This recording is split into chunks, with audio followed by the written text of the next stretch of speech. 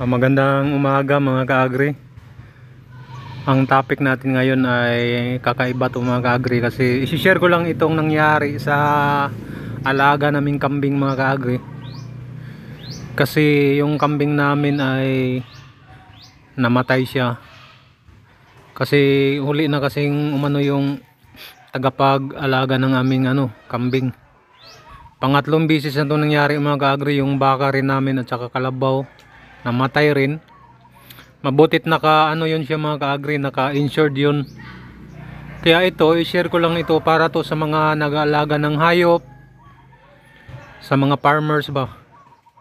Kasi mga ka-agri, iwan ko lang mga ka-agri sa sa tungkol sa mga tanim kung mayroon din ba, pero pagkaalam ko mayroon din katulad din sa mga ka-agri, yung hayop na kapag mga ka-agri, halimbawa namatay, or sa mga tanim naman ay nagkaroon ng sakuna, nasira yung mga pananim natin, halimbawa binagyo, ay may makukuha tayong ayuda mula sa gobyerno mga ka-agri.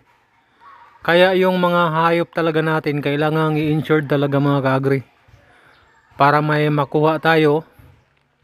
Ang gagawin yung mga ka-agri ay yung hayop at saka yung nag-alaga nito ay kukuhanan nyo ng yung video o kaya picture, saka makipag-ugnayan kayo sa technician sa inyong barangay o sa naka-assign na or otorisado siya na sa mga ka-agri, sa agrikultura dyan sa inyong barangay. Kasi itong hayop namin mga ka-agri naka-insured to mga ka-agri, pinapalista namin. Pero may yata, iwan ko lang kung may yata yung may limit yung hayop natin. Halimbawa yung hayop natin ay 10, iwan ko lang kung ilan lang ang allowed na ipa-insured mga ka-agri. Basta magipag-ugnayan lang kayo sa inyong sa inyong technician or yung mga naka-assign dyan sa inyong barangay. Magtanong-tanong kayo mga ka-agri. Ito yung nangyari sa amin sa namin sa kambing. Namatay talaga siya mga ka-agri. Tapos nakakuha kami ng ayuda mula sa gobyerno. Malaking tulong niyan mga ka-agri kasi kaysa wala. Kaya dapat sa mga nag-aalaga ng hayop, ipalista or ipa-insure na yung mga hayop. Mga nag-aalaga ng kambing, baboy, kalabaw, baka, kabayo. Kasi kapag nagkaroon ng problema or namamatay yung yung hayop nyo, may makukuha kayo, may makiklaim kayo mula sa gobyerno. Tapos yung sa amin naman mga ka-agri, yung pinakahuli, yung namatay kasi yung namin yung baka, hindi talaga naagapan.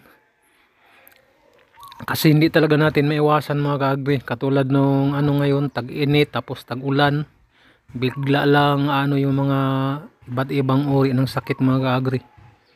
Kaya ayun, malaking tulong na rin mga ka-agri kasi kaysa wala kang mga ka-agri makuha kapag namatay yung nyo mga ka-agri, yung hayop nyo. Kaya itong isi-share ko sa inyo ay malaking tulong to.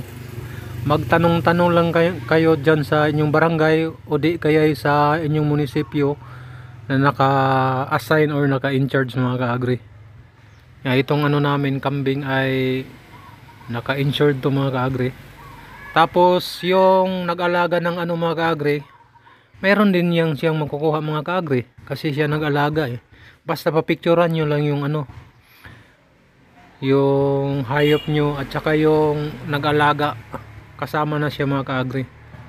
Sa naman, yung sa amin sa processing naman sa mga ka-agri, umabot din ng mga 3 linggo naming process.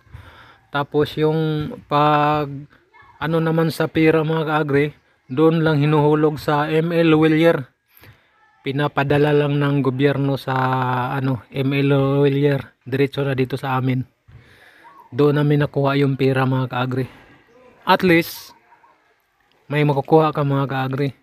Kaya naisipan kong i-share sa mga sa mga farmers tong naranasan ko. Sa mga nakakaalam na o sa mga hindi pa nakakaalam ay malaking tulong talaga to, itong video na to. Ayan lang po ang ating video ngayon. Marami pong salamat sa inyong panonood at God bless mga ka-agri.